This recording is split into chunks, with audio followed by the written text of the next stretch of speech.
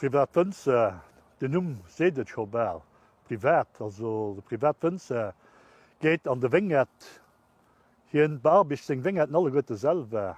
Hien hëlt seg Drowen noch alle gotte selwe doheem en Dach. Hier hält dat déi hier met seg Vinifikatioun selwe.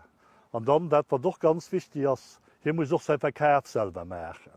An ich mein, dat ass so dat Flottet dabei, wann e Privatwënzer ass, do gesäit en Keier, dat se liewen wat den huet, an dat wat den am Ufang vum Jahr ufhängt, dats en de Wénget schneide geht, durchstel den sich an, op wat fir en Qualitéit dat se will machen.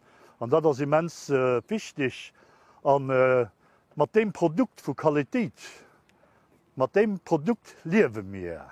An ich mein, dat se sterk doch als Privatwënzer mir hunn niederrich Randemoen fir en Top-Qualitéit ze machen. Ich muss so, dats mir dat ja hai als Privatwënzer als Organisaoun vertiicht selwe en Keier mat dabei sinn op der Foire agricole.